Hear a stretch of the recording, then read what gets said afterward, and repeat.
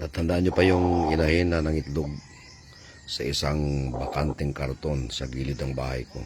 Eto na siya ngayon. Napisa niya. Napisa na niya yung kanyang mga itlog. At ito na yung kanyang mga sisig. Patingin lang ilan. Patingin lang. Okay, so, napisa na niya yung kanyang itlog.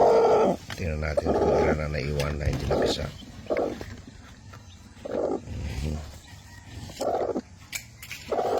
Tingin lang. Tingin lang. Okay. Ayan yung mga sisiw niya. Healthy. So, may naiwan na mga itlog na hindi napisa. Ito hindi na mapipisa.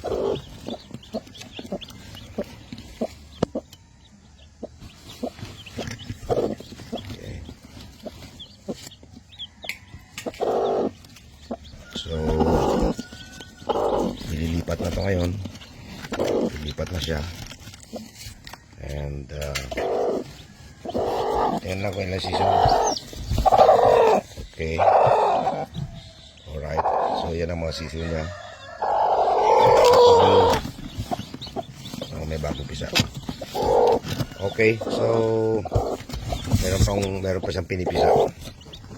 Hindi sabay-sabay nagpisa. And, ito na siya. Okay. Good. Good. Sige. Sige lang. Tapusin mo yan. Okay. So, actually, after hatching, mga 24 hours, hindi pa maano yung sisiw kasi may bao na pagkain yan sa kanilang katawan. And they can survive another 2 days actually na walang kain, makakasurvive sila. Dahil mayroong stored na pagkain sa kanilang tiyan. Yun yung yellow sa itlog. At yun ang bali lumalabas na pagkain nila for the next 2 days after hatching.